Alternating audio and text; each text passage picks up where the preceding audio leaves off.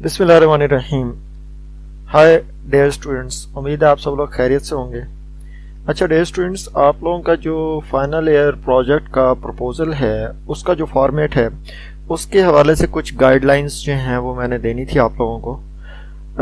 जैसा कि आप लोगों में से कुछ स्टूडेंट्स जो हैं वो होंगे बीएस कंप्यूटर साइंस के, कुछ होंगे बीएस आईटी के, और कुछ होंगे एडीपी आईटी के जो 2 साल आपका हो रहा है, और कुछ होंगे एडीपी सीएस के। ठीक है जी, ये कैटेगरीज हैं जिन स्टूडेंट्स का फाइनल ईयर प्रोजेक्ट का प्रपोजल है।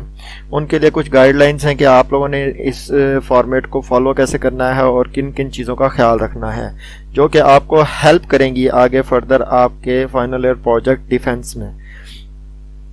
अच्छा, सबसे पहले जी ये जीसी यूनिवर्सिटी फैसलाबाद का जी जिस यूनिवर्सिटी से आप लोग कर रहे हैं उसका फॉर्मेट आपके सामने है।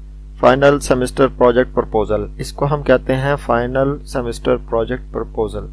इधर आपने ग्रुप आईडी लिखनी है। ये ग्रुप आईडी आपको असाइन की जाएगी हेड ऑफ डिपार्टमेंट की तरफ से। वो ग्रुप आईडीज जो ग्रुप्स अभी आप लोग बना रहे हैं उन ग्रुप्स को फाइनल करने के बाद हर एक ग्रुप को एक आईडी असाइन की जाएगी, 1 2 3 4 5। वो ग्रुप आईडी जो आपकी होगी वो आपने यहाँ पे लिखनी है। उसके बाद यहाँ पे ये जो प्रोग्राम आपको नज़र आ रहा है, इस प्रोग्राम में आपने अगर आप 4 साल BScs कर रहे हैं तो वो आपने लिखना है, और यहाँ पे जो है अगर आप 4 साल BSIT कर रहे हैं तो वो लिखना है। अगर आप 2 साल ADP IT कर रहे हैं तो वो लिखना है। अगर आप 2 साल ADP CS कर रहे हैं तो वो लिखना है। फ़र्ज़ करें ये आप कर रहे हैं 4 साल BScs, तो आप ये चीज़ लिखेंगे यहाँ पे। उसके बाद चूँकि अभी आप लोगों का 7th सेमेस्टर चल रहा है और 8वां आगे चलकर स्टार्ट होना है, तो नॉर्मली जो आप लोगों का प्रोजेक्ट प्रपोजल है वो 7th सेमेस्टर में ले लिया जाता है। और यहाँ पे आपने सेशन लिखना है कि फ़र्ज़ करें आपका सेशन जी अब 2017 से 21 वाला है, तो आपने यहाँ पे 2017 और यहाँ पे 2021 लिखना है। उसके बाद यहाँ पे जी आपने डेट मेंशन करनी है। डेट फ़र्ज़ करें आपकी है अब कल 27 या 28 यहाँ पे आप करेंगे 01 और इधर आप करेंगे 2021। तो ये आपने डेट लिखनी है इस तरह से। फिर यहाँ पे ये जो बेसिकली आपको नज़र आ रहा है ये आपका फाइनल प्रोजेक्ट टाइटल है।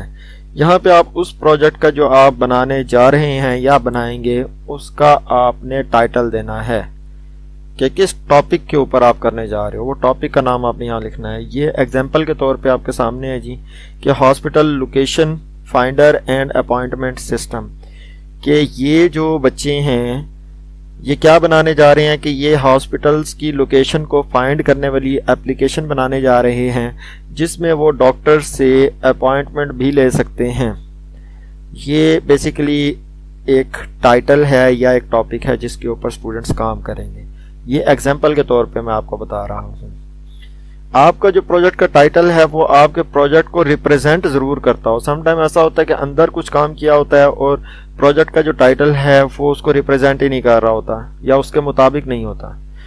ठीक है जी, इस चीज़ का आपने ख्याल रखना है। फिर यह नेचर ऑफ प्रोजेक्ट क्या है। नेचर ऑफ प्रोजेक्ट में आ जाता है कि आया कि आप वेब बेस्ड प्रोजेक्ट बना रहे हैं, कि क्या ये वेबसाइट से रिलेटेड होगा या आप मोबाइल ऐप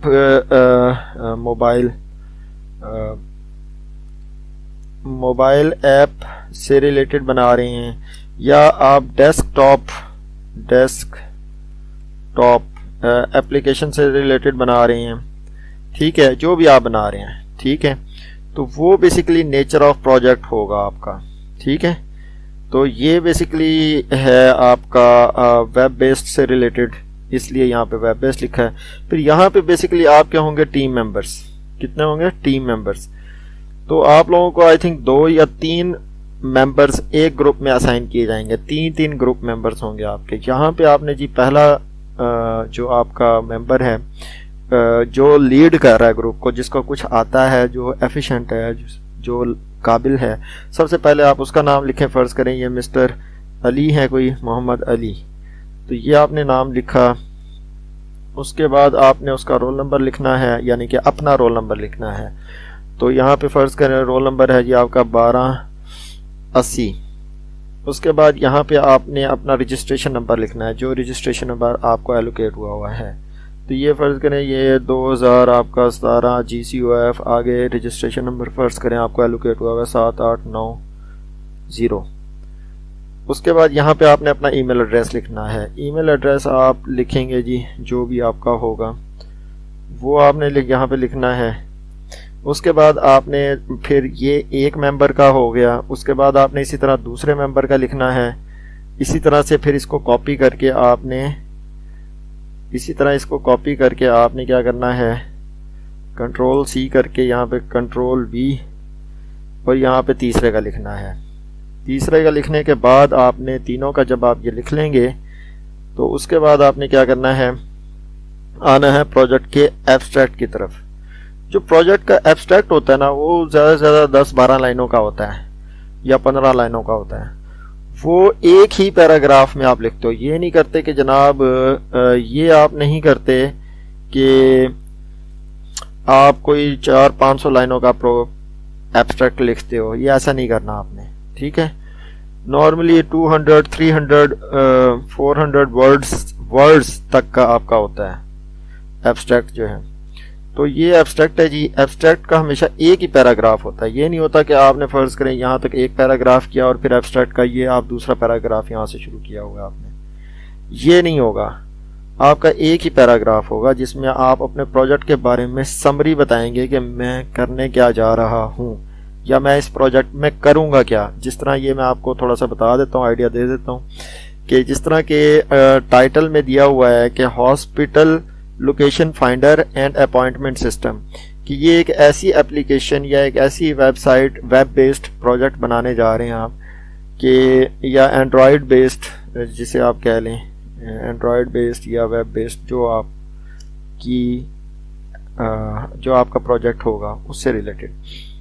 तो जी वो क्या करेगा, एक एप्लीकेशन होगी जो कि हॉस्पिटल, आपके जो करीब तरीन हॉस्पिटल्स हैं उनकी लोकेशन बताएगी और फिर उस हॉस्पिटल में कितने डिपार्टमेंट्स हैं, आँखों का डिपार्टमेंट, दिल का डिपार्टमेंट, मैदे का डिपार्टमेंट, उनमें वो डिपार्टमेंट्स, फिर उसके बाद हर डिपार्टमेंट में कितने डॉक्टर्स हैं, कौन कौन से डॉक्टर्स हैं, फिर कौन सा डॉक्टर जो है वो किस किस टाइम पे अवेलेबल है, तो फिर आप उसकी अपॉइंटमेंट ले सकते हैं, ठीक है। ये बेसिकली आपका प्रोजेक्ट है। तो आप क्या करेंगे कि this site is developed for searching near by hospitals, कि ये एक वेब बेस्ड प्रोजेक्ट है जो कि नियर बाय हॉस्पिटल्स को सर्च करके बताएगा। You can check distance between you and hospital, के आपके और हॉस्पिटल के दरमियान कितना डिस्टेंस है। You can also see complete path from current location to the hospital, कि आपके घर से या जिस जगह आप खड़े हैं वहाँ से जो हॉस्पिटल का जो रूट है या जो रास्ता है वो बताएगा। You can search different departments in the specific hospitals, के डिफरेंट जो हॉस्पिटल्स आपको लोकेशन में नज़र आ रही हैं करीब तरीन, उनमें कौन कौन से डिपार्टमेंट्स हैं। You can select department according to your disease, कि जो बीमारी आपको है या जिस मसले के लिए आप हॉस्पिटल में उस कंसर्न डिपार्टमेंट में आप देख सकते हैं। After selected department you can search doctor according to your need, कि जो डॉक्टर आपको चाहिए, फ़र्ज़ करें आँखों का आपको कोई मसला है, आपने आँखों वाला डिपार्टमेंट सर्च किया उस हॉस्पिटल में और फिर उस आँखों वाले डिपार्टमेंट में आपने चेक किया कि कौन कौन से डॉक्टर हैं और उनकी कंप्लीट प्रोफाइल क्या है। एंड डॉक्टर्स फिर है कि डिग्री इंफॉर्मेशन के उस जो डॉक्टर्स उस डिपार्टमेंट में हैं तो हर डॉक्टर की कि उसने डिग्री कहाँ से की हुई है, स्पेशलाइजेशन उसने कहाँ से की हुई है, उसका कॉन्टैक्ट नंबर, उसका ईमेल एड्रेस, उसकी टाइम की अवेलेबिलिटी कि किस किस टाइम वो उस हॉस्पिटल में अवेलेबल होता है। तो you can also get online appointment from doctor, तो आप डॉक्टर से ऑनलाइन अपॉइंटमेंट भी ले सकते हैं। फिर आ गया it has also feature of getting the free advice from doctor, कि समटाइम्स कुछ ये फैसिलिटी भी डॉक्टर्स दे रहे होते हैं कि आप फ्री एडवाइस उनसे ले सकते हैं, उनको ईमेल करके या उनको मैसेज करके। तो ये बेसिकली आपके सामने है डियर स्टूडेंट्स कि ये तो हो गया एब्स्ट्रैक्ट, जिसमें आपने सारा अपने प्रोजेक्ट के बारे में जस्ट 7, 8, 10 लाइनों में बता दिया कि आपका प्रोजेक्ट होगा क्या, उसमें क्या क्या चीज़ें होंगी। उसके बाद है कि जी major components to be developed, कि अब आप प्रोजेक्ट बनाने के लिए जो प्रोजेक्ट आपका होगा उसमें मेन कौन कौन से कंपोनेंट्स होंगे जो आप बनाएंगे। तो पहला जी hold the records of different hospitals, कि ऑब्वियसली डिफरेंट हॉस्पिटल्स का रिकॉर्ड आप पकड़ेंगे, ठीक है, वो एक यूनिट होगा आपके प्रोजेक्ट में। फिर है जी contain information of all hospitals departments, कि हर हॉस्पिटल जो कि लोकेशन में आ रहा है या आपके इर्द गिर्द हैं, उन हॉस्पिटल में कितने डिपार्टमेंट्स हैं और कौन कौन से हैं, उनकी इंफॉर्मेशन का आप एक कंपोनेंट बनाएंगे अपने प्रोजेक्ट में। उसके बाद है doctor records of each department profile, कि हर डिपार्टमेंट में जितने भी डॉक्टर्स हैं उनके हर डॉक्टर की जो प्रोफाइल है, कि उसका नाम क्या है, उसने कौन सी डिग्री की हुई है, किस चीज़ में स्पेशलाइजेशन की हुई है, वो उसका आप एक मॉड्यूल बनाएंगे या एक कंपोनेंट बनाएंगे। Patients can take free advice from the doctor, उसके लिए आप बनाएंगे। You can search location of hospital from your current location, कि आप क्या कर सकते हैं कि आप सर्च कर सकते हैं हॉस्पिटल्स को आपकी करंट लोकेशन के करीब करीब कौन सा है, वो आपने सिस्टम बनाना है अपने प्रोजेक्ट में। Patient can take online appointment from doctors, कि वो कंपोनेंट भी आपका इसमें होना चाहिए कि जी ऑनलाइन अपॉइंटमेंट अगर आपने लेनी है डॉक्टर से तो वो क्या होगी। तो ये 5-6 कंपोनेंट्स जो हैं आपकी मेजर जो प्रोजेक्ट में जो आप बनाएंगे वो आपने यहाँ मेंशन करने हैं। फिर है जी tools and technologies to be used, कि कौन कौन से टूल्स और टेक्नोलॉजीज आपने इस्तेमाल करेंगे इस प्रोजेक्ट को बनाने के लिए, आप कौन कौन सी लैंग्वेजेस और टूल्स इस्तेमाल करेंगे। तो उसमें चूँकि ये वेबसाइट से रिलेटेड है, वेब बेस्ड है प्रोजेक्ट, तो HTML, CSS, JavaScript, bootstrap, PHP, jQuery, MySQL, PHP, ये बेसिकली जो है वो ऑनलाइन वेब सर्वर्स के साथ कम्युनिकेट करवाने के लिए, जहाँ पे आपका डाटाबेस स्टोर होता है, तो ये उसके लिए आपको हेल्प आउट करती हैं, ठीक है। तो उसके बाद ये सारा करने के बाद उसके बाद आप बताएंगे जी आपके सुपरवाइज़र का नाम क्या है। फ़र्ज़ करें आपका सुपरवाइज़र का नाम है कुछ भी, वो आपने लिखना है मिस्टर रिजवान खालिद, या फ़र्ज़ करें आपके जो हेड ऑफ डिपार्टमेंट हैं मिस्टर फुरकान मजीद, वो आपने लिखना है। उसके बाद है एलोकेटेड सुपरवाइज़र कमेंट्स, जो सुपरवाइज़र आपको एलोकेट हुआ है वही फ़र्ज़ करें फुरकान साहब ही हुए हैं या रिजवान साहब जो भी हुए हैं, वो आप यहाँ लिखेंगे।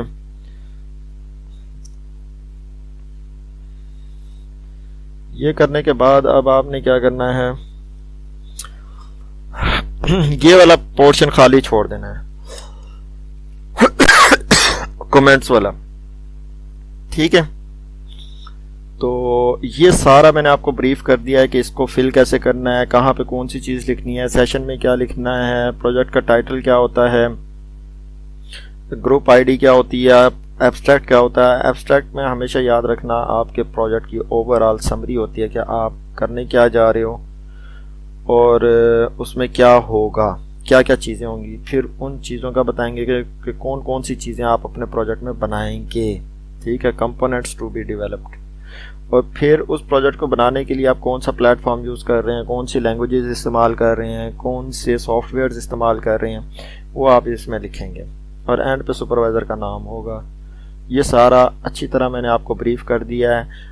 एक स्टूडेंट के लिए बड़ा ज़रूरी होता है कि अगर उसका फाइनल ईयर प्रोजेक्ट का प्रपोजल किसे कहते हैं कि आप एक टॉपिक के ऊपर अपने सुपरवाइज़र या जो एक्सटर्नल सुपरवाइज़र्स या चेयरमैन आते हैं उनको आप सेटिस्फाई करते हो कि भाई ये काम है, ये मैं करूँगा और ये मैं कर लूँगा और इसका ये फ़ायदा होगा, और इस तरह का प्रोजेक्ट पहले किसी ने नहीं किया हुआ, या अगर किसी ने किया हुआ भी है तो उसने किसी और लैंग्वेज में किया है, मैंने किसी और लैंग्वेज में किया है, या अगर इस तरह का प्रोजेक्ट पहले किसी ने किया हुआ है तो उसमें ये फीचर डिफरेंट थी, मेरे इस प्रोजेक्ट में ये वाली खसूसियत डिफरेंट है, या मेरा प्रोजेक्ट उसके प्रोजेक्ट से जो पहले हो चुका है बेहतर है और इस अंदाज में ये चीज़ बेहतर है।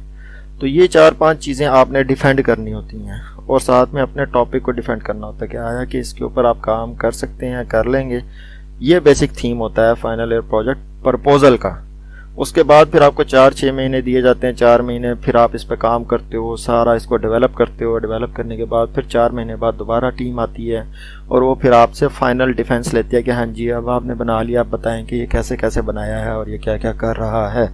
फिर वो आपको चला के दिखाना होता है। ठीक है जी, उम्मीद है आपको समझ आया होगा और आपके लिए ये बहुत हेल्पफुल होगा इंशाल्लाह। थैंक यू, अल्लाह हाफिज़।